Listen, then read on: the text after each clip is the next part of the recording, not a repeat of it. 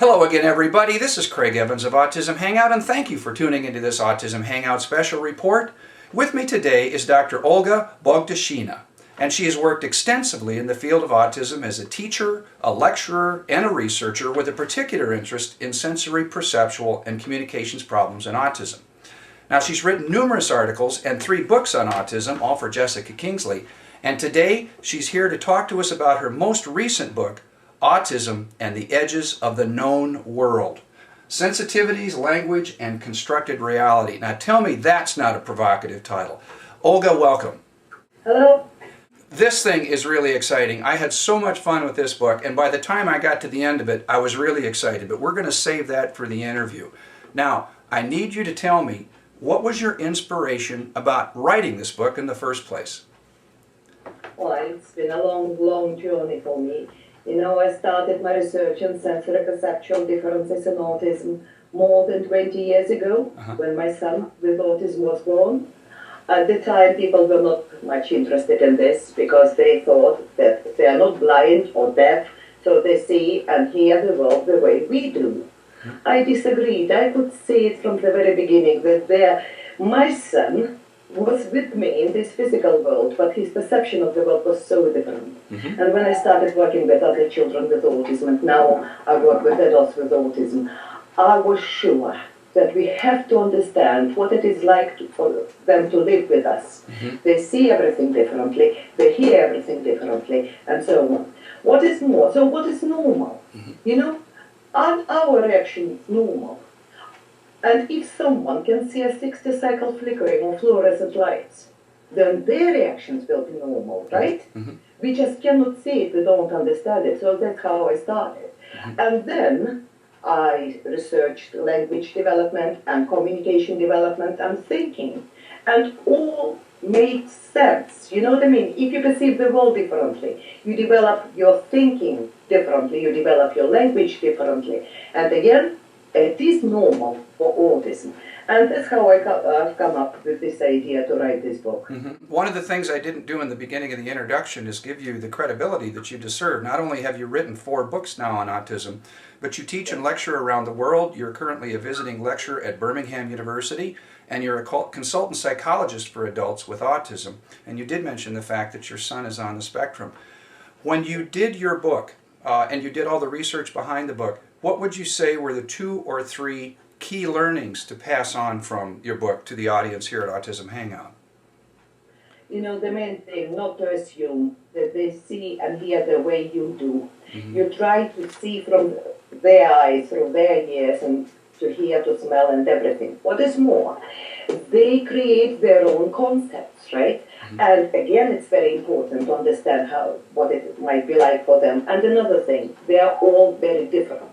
Yes, they have a lot in common, right? This triad of impairment, social interaction impairment, communication, and imagination differences.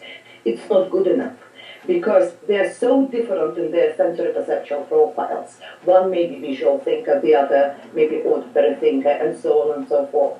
So if you know one person with autism, I would say you know one person with autism. If you know 2 people with autism, you know 2 people with autism. If you know 3, and so on and so forth.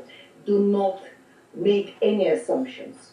Study, learn from each particular person you live or work with, and then you will see, then you will understand this person and you will communicate with them. One of the things that you did through your book that I thought you did so well was in following up with your understanding that if you've met one person with autism, it's only one and there really isn't a universal stereotype. You go through different ways of documenting how people process information on the spectrum. And so, in essence, you sort of lay out a roadmap for somebody to follow when they meet someone on the spectrum for the first time in order to determine what some of their sensitivities are. Yes, but it's not good enough to talk only about sensitivities. You know, this is the problem in sensory perception research. We talk about hypersensitivities, but hypersensitivities are consequences of other sensory perceptual differences. And that's what I try to show in this book. And again, as I said, their profiles are so different, so we cannot communicate the same way with all these people. We have to choose their language, their understanding, and only then we will achieve full understanding. So in your book, you lay out an approach for not only parents and teachers, but also caregivers of people or anybody that's working with children on the spectrum. Now, the last chapter, you opened a door to something. The last chapter is about autism and extrasensory perception, ESP. Can you tell us a little bit about that? See, I don't like the CSP definition because, see, it sounds new age, right? Supernatural abilities, supernatural phenomena. I think it is wrong. For me, I divide all phenomena into two categories. The first one, something we can explain, we know what is going on. And the second category is something we don't know yet. We cannot explain it. But it doesn't mean it's not real. You see, if these experiences, the experiences I describe in my book, the experiences which these people have, but some of them are afraid to talk about, not to be considered psychic, you know, or mad or whatever, the experiences parents have with these children, I think it's so wrong to dismiss them. They do exist, and if we want to live together, we have to at least assume and admit, yes, these experiences exist and we have to do something about it. So for me, it's not supernatural. It is natural, but we just don't know what it is. For example, telepathy, right? Yeah. For me, it's not a supernatural ability. For me, it's non-verbal communication. You know, all these stereotypes of autism, they don't understand emotions, they cannot express emotions. From my personal experience, from my research, I can tell you they can feel emotions of those people who are very close to them on this subliminal level. This is telepathy, where they can read emotions, you know, when they can respond to your emotions without you telling them, oh, I'm happy, I'm sad today, and so on and so forth. So if we replace all these discredited labels like telepathy, like déjà vu, like premonition, precognition, with something else, possibly we will be more serious about it.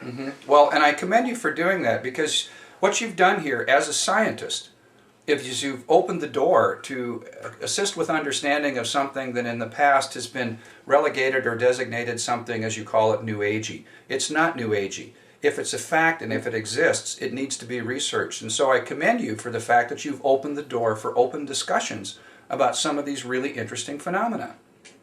Yes, it is frustrating that people are afraid to talk even about it, not only to research it, to talk about it, to say what they think, because they would be dismissed like, you know, new agey people. I think it's absolutely wrong. We have to start doing something about it. Again, if animals can feel earthquakes, right, or something like this, do we call them psychic? Or do we say they have these supernatural abilities? No. Their sensory systems work differently. That's why they pick up all these signals we normal humans cannot pick up. The same goes for autism.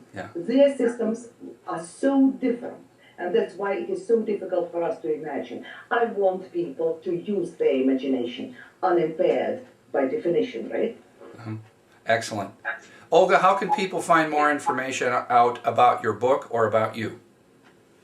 By Jessica Kinsley Publishers, of course. Okay. The book is online. And is there a URL people can use to find more information out about you and your research? Oh, no, unfortunately not yet. I have no time. Okay. But you are giving lectures across the globe at this point in time. Oh, yes. In Europe, yes, and in England, yes. Okay. Olga, thank you for writing your book, and thank you for coming online today to tell us about it. Thank you very much. And thank you, Autism Hangout, for tuning in. I'll be back again soon with another special report.